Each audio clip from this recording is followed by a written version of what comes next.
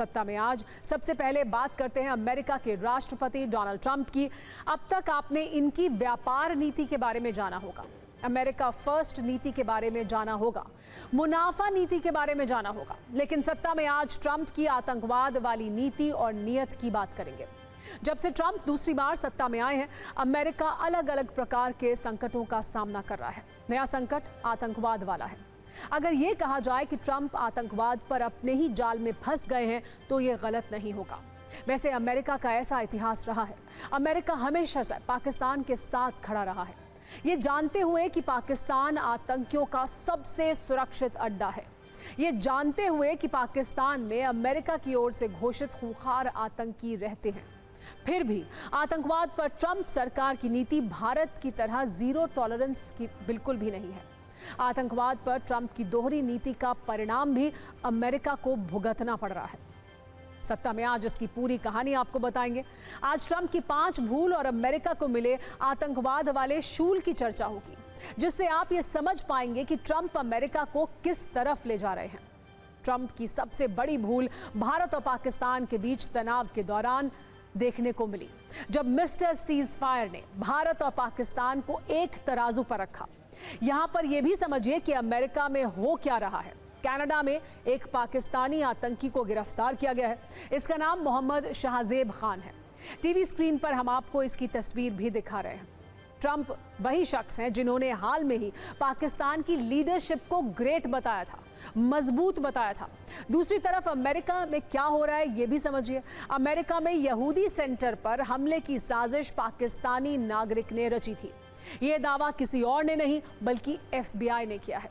अमेरिकी राष्ट्रपति की तीसरी भूल यह है कि उन्होंने पाकिस्तान में मौजूद कई आतंकियों को नजरअंदाज किया। ऐसी नीति का परिणाम भी देखिए। अमेरिका आतंकियों के टारगेट पर है। आतंकी हमले से पहले ही पाकिस्तानी आतंकी को पकड़ा गया और उसे अमेरिका प्रत्यर्पित किया गया है। आतंक पर एक्सपोज होने के बाद भी अमेरिका पाकिस्तान को कर्ज दिला रहा है। IMF के कर्ज देने पर भी अमेरिका को कोई आपत्ति नहीं है। वहीं दूसरी ओर अमेरिकी जांच एजेंसी FBI ने दावा किया है कि बड़ा आतंकी हमला नाकाम किया गया है। ट्रंप पाकिस्तान के खिलाफ कठोर कूटनीतिक फैसले नहीं ले रहे हैं या फिर लेना नहीं चाहते हैं। अलग अलग मंच पर पाकिस्तान का बचाव कर रहे हैं। दूसरी तरफ ट्रंप ने जिस पाकिस्तान को बचाया है उसके आतंकी ने अमेरिका के खिलाफ हमले का प्लान बनाया है। यह सच अब अमेरिका भी जान चुका है। ट्रंप की इस नीति की वजह आप क्या मानते हैं? आपको क्या लगता है अमेरिका पाकिस्तान और पाकिस्तानी आतंकियों पर इतना मेहरबान क्यों है, जबकि कई बार सबूतों के साथ भारत ने पाकिस्तान को एक्सपोज किया है? ऑपरेशन सिंदूर के बाद भी भारतीय प्रतिनिधिमंडल ने यह बताया है कि कैसे पाकिस्तान की सेना और पाकिस्तान के आतंकी मिले हुए हैं। फिर भी अमेरिका आतंकवाद को हल्के में ले रहा है, क्योंकि ट्रंप कई बार ये साबित कर चुके हैं कि वो राष्ट्रपति से पहले उद्योगपति हैं। ट्रंप ने हमेशा ट्रेड को टेरर पर प्राथमिकता दी है। ट्रंप की लिस्ट में आतंकवाद के खिलाफ सख्ती बाद में रही है, पहले व्यापार वाली दोस्ती उनकी लिस्ट में रही है, चाहे ये दोस्ती पाकिस्तान जैसे आतंकी प्रधान देश से ही क्यों ना हो।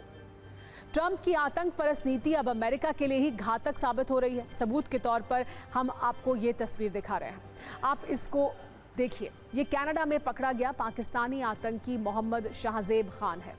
4 सितंबर को 2024 में कनाडा से इसे गिरफ्तार किया गया था। अब 10 जून को इसे अमेरिका प्रत्यर्पित किया गया है। अमेरिकी जांच एजेंसी FBI ने जानकारी दी है कि कैसे ये आतंकी न्यूयॉर्क में आतंकी हमले की साजिश रच रहा था। FBI डायरेक्टर काश पटेल ने बताया कि न्यूयॉर्क के ब्रुकलिन में यहूदी केंद्र पर हमले की साजिश थी। 7 अक्टूबर 2024 को अटैक करने का प्लान बनाया गया था। इजराइल में हमास के हमले के 1 वर्ष पूरा होने पर हमले की साजिश थी। खूंखार आतंकी संगठन ISIS के समर्थन में सामूहिक गोलीबारी की साजिश थी। आतंकवाद के आरोपों का सामना करने के लिए अब इसे अमेरिका प्रत्यर्पित किया गया है। FBI के डायरेक्टर ने कहा कि पाकिस्तानी आतंकी को अब अमेरिकी न्याय का सामना करना पड़ेगा। ये भी जानकारी दी कि अमेरिका और कनाडा के प्रयासों से आतंकी साजिश का पर्दाफाश हुआ है। आतंक के टारगेट पर ब्रुकलिन का यहूदी सेंटर था। ब्रुकलिन न्यूयॉर्क शहर का सबसे बड़ा नगर है। यहाँ 27 लाख से अधिक लोग रहते हैं। ब्रुकलिन न्यूयॉर्क शहर का एक महत्वपूर्ण सांस्कृतिक, आर्थिक और सामाजिक केंद्र है। आतंकी यहीं पर अटैक का प्लान बना रहे थे। FBI डायरेक्टर ने यह भी बताया कि यह मामला दुनिया के हर कोने में आतंकवाद के खतरे की याद दिलाता है। आपको बताते हैं आतंकवाद पर कैसे अमेरिका के दो चेहरे हैं। एक तरफ पाकिस्तानी आतंकी की गिरफ्तारी हो रही है, वहीं दूसरी ओर अमेरिकी सेंट्रल कमांड के चीफ माइकल कुरेला ट्रंप की भाषा बोल रहे हैं और ये कह रहे हैं कि अमेरिका पाकिस्तान के साथ मिलकर आतंकवाद के खिलाफ कदम उठा रहा है। आपने अमेरिका के दो चेहरे देखे और अब पाकिस्तान का असली रूप भी देखिए। जो पाकिस्तान अमेरिका की मदद के बिना आगे नहीं बढ़ सकता है, वो अमेरिका में जाकर अमेरिका को ही आतंकवाद का समर्थक बता रहा है। दरअसल ऑपरेशन सिंदूर के बाद अपने मुल्क का पक्ष रखने के लिए पाकिस्तान का प्रतिनिधिमंडल अमेरिका में है। यहाँ पर पाकिस्तान पीपल्स पार्टी के नेता बिलावल भुट्टो ने अमेरिकी नीतियों पर ही प्रश्न उठाए हैं। बिलावल भुट्टो ने कहा है कि पाकिस्तान में आतंकवाद की घटनाएं बढ़ने के लिए अमेरिका की नीतियां जिम्मेदार हैं। बिलावल ने अफगानिस्तान बॉर्डर पर आतंकी गतिविधि के लिए अमेरिका को जिम्मेदार ठहराया है।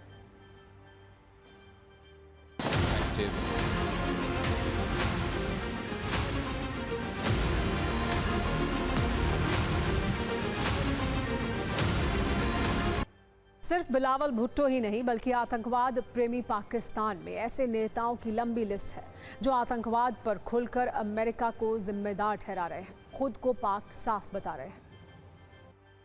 पाकिस्तानी नेताओं के ऐसे बयान के बावजूद कैसे ट्रंप की आंखों पर काली पट्टी बंधी है, आपको आज ये भी जानना चाहिए।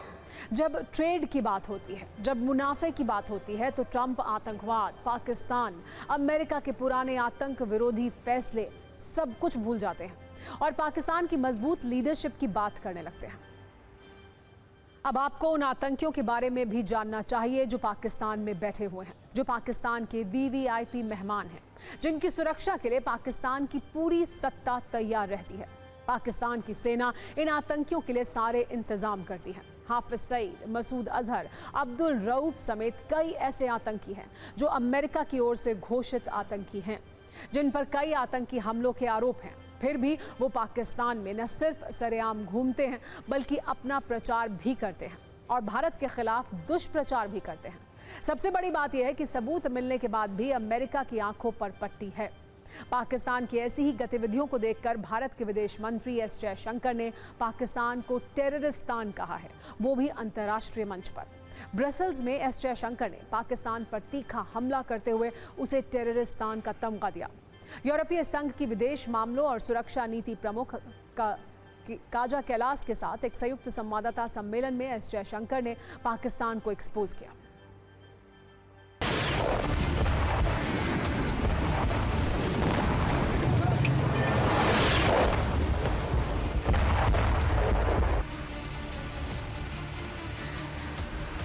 This is not a conflict between two states per se. This is actually a response to the threat and to the practice of terrorism. So I would urge you to make it, don't think of it as India, Pakistan, think of it as India, Terroristan. You will then appreciate it. We strongly believe that there must be zero tolerance for terrorism in all its forms and manifestations. In that context, it is also essential that we never yield to nuclear blackmail. This is a shared and interconnected challenge for the global community, and it is imperative that there is strong international cooperation and understanding on the matter. आतंकवाद पर America के भले ही दो चेहरे हों, लेकिन भारत का agenda बिल्कुल क्लियर है। इसके सबूत ऑपरेशन सिंदूर के दौरान भी देखने को मिले। भारत सिर्फ पाकिस्तान को मैसेज नहीं दे रहा है, बल्कि मिस्टर सीज फायर अमेरिका के लिए भी भारत का संदेश क्लियर है। ट्रंप के हाल के बयानों और हरकतों को देखते हुए भारत के विदेश मंत्री एस जयशंकर ने कहा है कि ऐसा देखा जा रहा है अमेरिका सिर्फ अपने हितों को ध्यान में रखकर फैसले ले रहा है, इसलिए हम भी अमेरिका के साथ ऐसा ही व्यवहार करेंगे। वैश्विक कूटनीति को लेकर तो ट्रंप अपने जाल में फंसी रहे हैं, अब उनके लिए अपना देश संभाल पाना भी मुश्किल हो रहा है। ट्रंप की इमिग्रेशन पॉलिसी के खिलाफ लोगों के गुस्से की आग में अमेरिका के कई शहर जल रहे हैं। सुपर पावर अमेरिका पिछले 5 दिन से विद्रोह वाले इस संकट से नहीं निपट पा रहा है। लॉस एंजलिस से शुरू हुए दंगे अब अमेरिका के 25 शहरों तक पहुंच चुके हैं।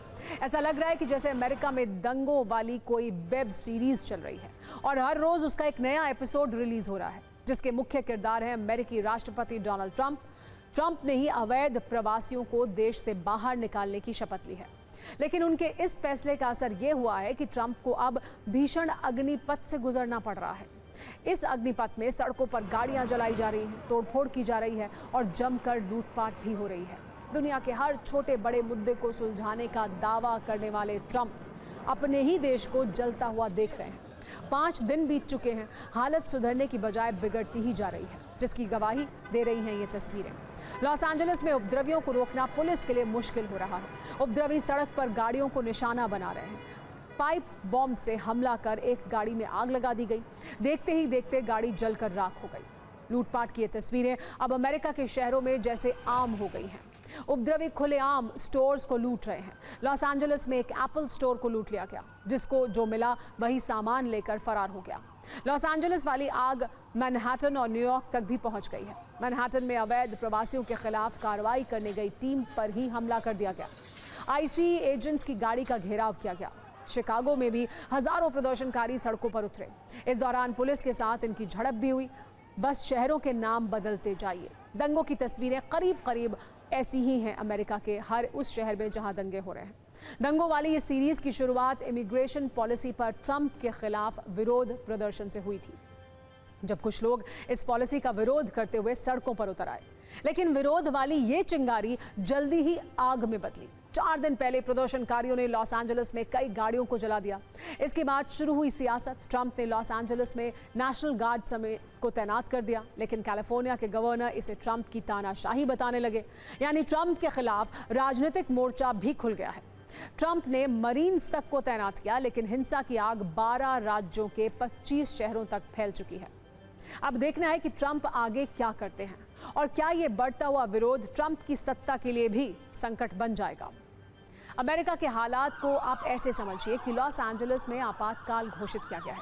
वहां शाम 6 बजे के बाद शहर में कर्फ्यू रहेगा। सैन फ्रांसिस्को, डैलस, ऑस्टिन में भी हिंसा हो रही है। टेक्सास और न्यूयॉर्क जैसे शहरों में भी नेशनल गार्ड तैनात करने की तैयारी चल रही है। अमेरिका के इतिहास में इसे सबसे बड़े प्रदर्शन के तौर पर याद किया जा रहा है। लेकिन जलते हुए अमेरिका से ट्रंप को मानो कोई फर्क ही नहीं पड़ता। इन तस्वीरों को देखकर आप ये समझ जाएंगे कि आखिर अमेरिका में हिंसक प्रदर्शन को लेकर ट्रंप कितने गंभीर हैं। ट्रंप कल अमेरिका के military command centre Fort Bragg पहुंचे थे, जहां उन्होंने जोरदार भाषण दिया और इसके साथ ही ट्रंप ने जमकर डांस किया। जब ट्रंप नाच रहे थे, उस वक्त अमेरिका के लॉस एंजलिस समेत कई शहर दंगों की आग में जल रहे थे। ट्रंप स्थिति को कंट्रोल करने की बजाय अपने राजनीतिक विरोधी कैलिफोर्निया के गवर्नर न्यूसम के साथ जुबानी जंग में उलझे हैं। गवर्नर न्यूसम ने यह कहा है कि ट्रंप लोगों को डरा रहे हैं, जिसके जवाब में ट्रंप न्यूसम को नाकाम बता रहे हैं। न्यूसम का दावा है कि ट्रंप ने स्थिति को और ख़राब कर दिया है। उन्होंने लोगों के लिए जोखिम बढ़ा दिया है, जबकि ट्रंप अपनी नीतियों के लिए अपनी ही पीठ थपथपा रहे हैं। कैलिफोर्निया गवर्नर का कहना है कि ट्रंप हमेशा की तरह बस नाटक करने में व्यस्त है। ट्रंप अपने घर में ही किस तरह घिरे हुए हैं, इस पर आप ये रील देखिए।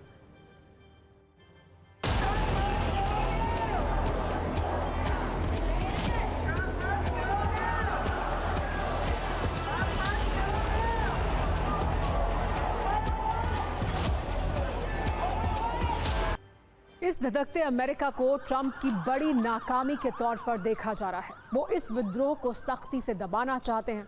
लॉस एंजलिस में 1100 से ज्यादा प्रदर्शनकारियों को गिरफ्तार किया गया है।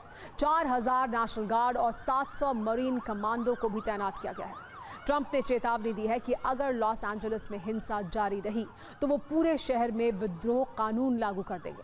हालांकि ट्रंप की सख्ती हालात को सुधारने की जगह और बिगाड़ रही है। इन तमाम मुसीबतों के बीच आज ट्रंप के लिए एक अच्छी खबर भी आई। ये खबर जुड़ी है डोनाल्ड ट्रंप के पुराने दोस्त इलॉन मस्क से, जिन्होंने ट्रंप से अब सार्वजनिक तौर पर माफ़ी मांगी है। जिसके बाद ये कहा जा रहा है कि क्या अब ट्रंप और मस्क एक बार फिर दोस्त हो जाएंगे? क्या अब ट्रंप और मस्क की दुश्मनी खत्म हो चुकी है? पिछले करीब 20 दिन में एक दूसरे के खिलाफ जमकर बयानबाजी करने वाले ये दोनों दोस्त क्या अब सारी पुरानी बातें भूल जाएंगे? ये सारी बातें सोशल मीडिया पर इलॉन मस्क की एक पोस्ट के बाद की जा रही हैं, जिसमें उन्होंने ट्रंप से माफी मांगते हुए लिखा, मुझे पिछले दिनों राष्ट्रपति ट्रंप के बारे में किए गए कुछ पोस्ट को लेकर पछतावा है। मैंने कुछ ज्यादा ही कह दिया था। मस्क ने पिछले कुछ पोस्ट में ट्रंप के बयानों और नीतियों का समर्थन भी किया है। उन्होंने लॉस एंजलिस में अवैध अप्रवासियों पर हुई छापेमारी को लेकर खुशी भी जताई है। मस्क पहले ट्रंप के खिलाफ की गई अपनी कुछ पुरानी पोस्ट हटा चुके हैं, जिससे उन्होंने ट्रंप को यौन शोषण का आरोपी बताया था। हालांकि ट्रंप ने कहा था कि वो अब मस्क से बात नहीं करेंगे, लेकिन ट्रंप अपने यू टर्न के लिए मशहूर हैं। तो क्या ट्रंप के लिए एक और यू टर्न का वक्त आ गया है और क्या वो फिर से मस्क को अपना दोस्त बनाने वाले हैं? और सत्ता में अब रेलवे की वेटिंग लिस्ट वालों के लिए टिकट के कंफर्म होने वाला शुभ समाचार। आपने कई बार ऐसी खबरें पढ़ी हैं, देखी होंगी कि ट्रेन में वेटिंग लिस्ट खत्म की जा रही है। अब तक तो ये नहीं हो पाया है, लेकिन रेलवे अब वेटिंग लिस्ट वालों को कंफर्म टिकट देने का प्लान बना रहा है। इसकी शुरुआत एक नए प्रयोग से हो रही है। जब आप रेलवे से यात्रा करते हैं और टिकट लेने के दौरान आपको वेटिंग टिकट मिलता है, तो यात्रा से करीब 4 घंटे पहले रिजर्वेशन चार्ट अपडेट होता है और ये पता चलता है कि टिकट कंफर्म हुआ या नहीं। सूत्रों के मुताबिक रेलवे इसे बदलने वाला है। अब रेलवे रिजर्वेशन का चार्ट 4 घंटे पहले नहीं बल्कि 24 घंटे पहले तैयार होगा। यानी एक दिन पहले ही आपको ये पता चल जाएगा कि आप जिस ट्रेन से यात्रा करने वाले हैं उसमें आपका टिकट कंफर्म है या नहीं है। सवाल यह है कि ऐसा क्यों किया जा रहा है? रेलवे के सूत्रों के मुताबिक यदि किसी ट्रेन में 4 घंटे पहले चार्ट तैयार होता है तो ऐसी परिस्थिति में रेलवे को समय कम मिलता है। रेलवे को एक दिन पहले ही पता चल जाएगा किस ट्रेन में कितनी वेटिंग है, तो वो उस ट्रेन में अतिरिक्त बोगी लगाकर वेटिंग लिस्ट वालों को कंफर्म टिकट दे सकते हैं। रेलवे को तैयारी के लिए अच्छा खासा वक्त मिल जाएगा। इसके अलावा यदि किसी यात्री को एक दिन पहले वेटिंग लिस्ट का पता चल जाता है तो वो यात्रा को लेकर वैकल्पिक व्यवस्था कर सकता है। मसलन यात्री फ्लाइट और सड़क मार्ग का विकल्प भी चुन सकता है। यानी रेलवे के इस फैसले से यात्री और रेलवे दोनों को फायदा हो सकता है। वैसे रेलवे जिस नियम को लागू करने का प्लान बना रहा है वो देश के एक रेल डिवीजन में पायलट प्रोजेक्ट के तौर पर लागू है।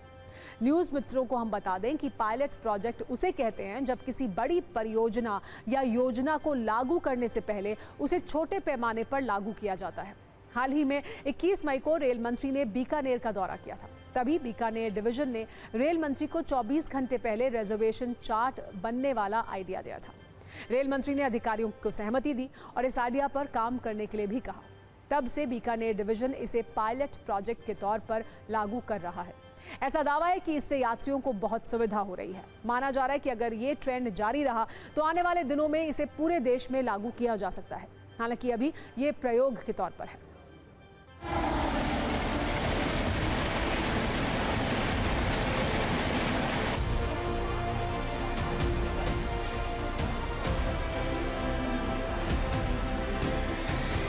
आमतौर पर जब ट्रेनें खुलती है उसके 4 घंटे पहले चार्ट बनकर तैयार होता है, लेकिन रेलवे जो नया नियम लेके आ रहा है उसके मुताबिक 24 घंटे पहले चार्ट प्रिपेयर्ड हो जाएगा। यात्रियों द्वारा यह महत्वपूर्ण सुझाव दिया गया कि चार्टिंग जो है, जो फाइनल चार्टिंग अभी हम लोग 4 घंटे पर करते हैं, उसकी जगह यदि यह चार्टिंग 24 घंटे पहले कर दी जाए तो जो यात्री वेटिंग लिस्ट में रह जाते हैं उनको अपने आगे की योजना बनाने में सहूलियत मिलेगी। वह अल्टरनेटिव मोड ऑफ ट्रांसपोर्टेशन का यूज़ करके एक पायलट प्रोजेक्ट के रूप में हम लोग ने चालू किया है। तो जो भी फीडबैक हमें प्राप्त हो रहा है उसकी कंप्लीट एनालिसिस हम लोग करेंगे और एनालिसिस करने के उपरांत जो भी एक फाइनल निष्कर्ष निकलेगा उसके आधार पर रेलवे बोर्ड द्वारा इस पायलट प्रोजेक्ट को या कहीं कि ये जो सिस्टम है 24 घंटे पहले चार्टिंग का, उसको दूसरे ट्रेनों में भी लागू करने पर विचार किया जाएगा। यात्रियों को हो सकता है कि वो सुविधा मिले कि उनको पता चल जाएगा उनका टिकट कंफर्म होगा या नहीं, वो अपने ट्रेन पे जा पाएंगे या नहीं, या उनके पास कम से कम 24 घंटे का टाइम रह जाएगा। अगर ट्रेन से ना जा पाए तो वो अपना कोई दूसरा सहारा ढूंढ सकते हैं। ये हड़बड़ी ना रहेगी कि हमें टिकट कंफर्म ना हुआ है, एक मन में होती है कि मेरा टिकट कंफर्म हुआ है कि ना हुआ है, लेकिन ऐसा करने से पब्लिक को बहुत फायदा है। कभी ऐसा होता है कि कभी मान लो हमें जाना हो और कंफर्म ही ना हो तो सर बस से भी निकलना पड़ जाता, और मान लो हमें 24 घंटे पहले मालूम हो जाएगा तो उस समय ये फ़ायदा होगा कि हमारा टिकट कंफर्म है, टाइम से निकल जाएंगे। बहुत समय भी बचेगा जनता का जो इधर से उधर ट्रैवल करते हैं फालतू का खर्चा बचेगा। उसका चार्ट प्रीपेड अगर 24 घंटे पहले करते हैं तो बहुत सुविधा होंगी वो रेलवे पैसेंजर के वास्ते। तो तत्काल टिकट देते हैं लेकिन तत्काल का बहुत वेटिंग रहती है, इसलिए वो 24 घंटे पहले अगर हो गया तो लोगों को जर्नी के लिए बहुत ईजी जाएगा। 24 घंटा अगर पहले पता चल जाएगा तो बहुत राहत मिल जाएगी। कम से कम अगर नहीं होगा तो कुछ हम लोग दूसरा ट्रेन देख सकते हैं ना। 4 घंटा पहले रहेगा तो कुछ पता ही नहीं चलेगा, लेट हो जाएगा। It's a very good initiative by the government और ये होना चाहिए। बहुत अच्छी बात है ये, और यात्रियों को बहुत ही सहायता होगी इससे, बहुत हेल्प मिलेगा। न्यूज़ मित्रों को एक बार और ये साफ कर दें कि ये सब अभी सिर्फ प्लानिंग और पायलट प्रोजेक्ट का हिस्सा है, अभी ये लागू नहीं हुआ है। रेलवे का दावा है कि मौजूदा वक्त में कई ऐसी ट्रेनें हैं जिसमें वेटिंग लिस्ट 400 तक चली जाती है। ऐसे में उस ट्रेन में टिकट रिजेक्ट हो जाता है। उन ट्रेनों में भी चार्ट एक दिन पहले बनने से रेलवे के पास उस रूट पर क्लोन ट्रेन यानी उसी तरह की ट्रेन चलाने के लिए मौका होगा। वैसे आंकड़े ये बताते हैं कि भारत में औसतन हर दिन 2 करोड़ 20 लाख यात्री रेलवे में सफर करते हैं, जिसमें 16 लाख यात्री रिजर्वेशन टिकट पर रिजर्व बोगियों में जाते हैं, जिसमें स्लीपर और एसी शामिल है। उनमें वो सफर करते हैं। टिकट बुकिंग करने के बाद औसतन 21% यात्री अपना टिकट कैंसिल कर देते हैं। वहीं लगभग 4 से 5% यात्री टिकट बुक करने के बाद भी ट्रेन में सफर नहीं करते हैं, जबकि वेटिंग लिस्ट में रहने वाले 25% लोग अपने टिकट यात्रा के समय तक कंफर्म हो जाता है। इसका मतलब यह है कि 72 सीटों वाले स्लीपर कोच में वेटिंग लिस्ट से लगभग 18 सीटें कंफर्म हो सकती हैं। इन सब के बीच तत्काल टिकट की बुकिंग में आम यात्रियों को हो रही परेशानी को देखते हुए सरकार कई बदलाव कर रही है। 1 जुलाई 2025 से सिर्फ उन्हीं का तत्काल टिकट कटेगा जिनका IRCTC अकाउंट आधार से लिंक होगा या आधार से वेरीफाई होगा, जबकि 15 जुलाई से OTP बेस्ड सिस्टम भी लागू होगा। इसमें जब कोई यात्री अपने वेरीफाइड अकाउंट से टिकट की बुकिंग करेगा तो आधार लिंक OTP जनरेट होगा और वो OTP सिस्टम में फीड करने के बाद ही टिकट कट पाएगा। इसी तरह से पैसेंजर रिजर्वेशन सिस्टम विंडोज पर 15 जुलाई से OTP सिस्टम लागू होगा। जब कोई यात्री अपने टिकट बुक करने जाएगा तो उसके मोबाइल पर OTP आएगा, वो बताएगा काउंटर पर और फिर उसे टिकट मिलेगा। 1 जुलाई 2025 से वैसे यात्री जिनका कि IRCTC अकाउंट आधार से लिंक्ड होगा या आधार से वेरीफाई होगा, उनकी ही टिकटों की बुकिंग तत्काल सुविधा के तहत की जाएगी। और 15 जुलाई से हम लोग एक OTP बेस्ड सिस्टम लागू कर रहे हैं, जिसके माध्यम से जब कोई यात्री अपने वेरीफाइड अकाउंट से भी टिकट की बुकिंग करेगा तो उसके पास एक OTP होगा जो कि आधार लिंक्ड OTP जनरेट किया जाएगा और वह OTP सिस्टम में फीड करने के बाद ही टिकट बन पाएगा। जब कोई यात्री अपने टिकट बुक करने जाएगा वहाँ पर तो उनके मोबाइल नंबर पर, जो कि आधार लिंक्ड मोबाइल होगा, वहाँ पर एक OTP जाएगा जिसके माध्यम से वेरीफाई किया जाएगा कि जो लोग टिकट की बुकिंग कर रहे हैं वह ऑथेंटिक हैं कि नहीं। सत्ता में अब उस एयर कंडीशनर की बात जिसकी ज़रूरत इस वक्त हमारे करोड़ों न्यूज़ मित्रों को महसूस हो रही होगी। बहुत सारे लोग घरों और दफ्तरों में इसका इस्तेमाल कर रहे होंगे क्योंकि मौसम में तापमान तेज़ी से बढ़ रहा है। ऐसे में AC वाली राहत हर किसी को चाहिए। और अब आप इससे जुड़े कुछ संवाद भी सुन रहे होंगे, जैसे बहुत गर्मी है, AC का टेम्परेचर ज़रा 16 कर दो, या आपने किसी को ये कहते हुए सुना होगा कि हम 18 पर AC चलाते हैं और कंबल ओढ़ कर सोते हैं। या फिर घर में आपने किसी ने कहा होगा कि कमरा ठंडा हो गया है, AC 29 पर कर दो। लेकिन अब ये संवाद बहुत जल्द बदलने वाला है क्योंकि सरकार AC के टेम्परेचर को लेकर अब एक नया नियम लाने की तैयारी कर रही है, जिसके बाद नए AC का तापमान एक तय सीमा से कम और ज़्यादा नहीं होगा। भारत सरकार जल्द ही ये अनिवार्य करेगी कि एयर कंडीशनर का तापमान 20 डिग्री सेल्सियस से कम या 28 डिग्री सेल्सियस से अधिक नहीं किया जा सकता। मतलब ये कि AC को ना ही 20 डिग्री सेल्सियस से नीचे ठंडा किया जा सकेगा और ना 28 डिग्री सेल्सियस से ऊपर गर्म कर सकेंगे। जबकि अभी जो AC भारत में इस्तेमाल होते हैं उनमें मिनिमम कूलिंग टेम्परेचर 16 डिग्री और maximum cooling temperature 30 degree Celsius होता है। लेकिन अब सरकार ने इस स्टैंडर्ड को बदलने की तैयारी कर ली है। इसे लेकर केंद्रीय आवास और शहरी मामलों के मंत्री मनोहर लाल खट्टर ने क्या कहा, पहले आप वो सुनिए, फिर समझेंगे कि क्या ये फॉर्मूला भारत जैसे देश में कारगर होगा। इस पर लोगों के सवाल क्या हैं। टेम्परेचर स्टैंडर्डाइजेशन ये भी एक नया प्रयोग, नया एक प्रावधान ये किया जा रहा है। इसको बहुत जल्दी लागू करने जा रहे हैं। अब AC का जो टेम्परेचर स्टैंडर्डाइजेशन है 20 डिग्री से 28 डिग्री रहेगा।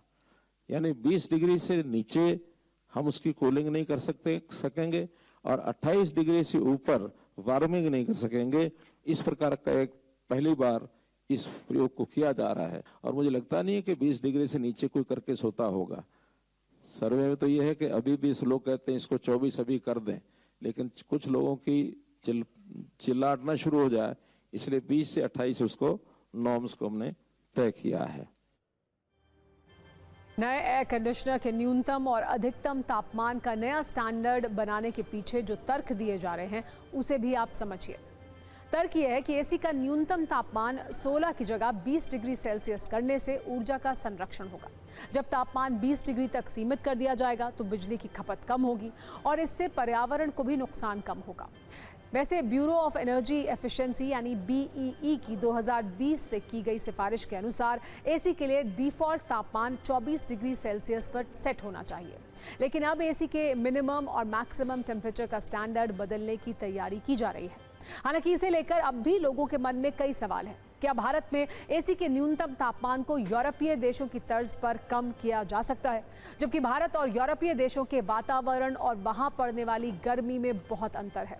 लोगों का सवाल ये भी है कि इटली और जापान जैसे देशों की बात केंद्रीय मंत्री मनोहर लाल खट्टर ने की। वहां गर्मी में औसत तापमान 25 डिग्री से 35 डिग्री सेल्सियस तक रहता है, जबकि भारत जैसे देश में गर्मी में औसत तापमान 30 डिग्री सेल्सियस से 45 डिग्री सेल्सियस तक रहता है, जबकि कई बार देश के कई हिस्सों में तापमान 50 को भी पार कर जाता है। ऐसे में एसी के तापमान को 20 से 28 डिग्री के बीच सेट करने का ये फॉर्मूला क्या भारत में हिट होगा?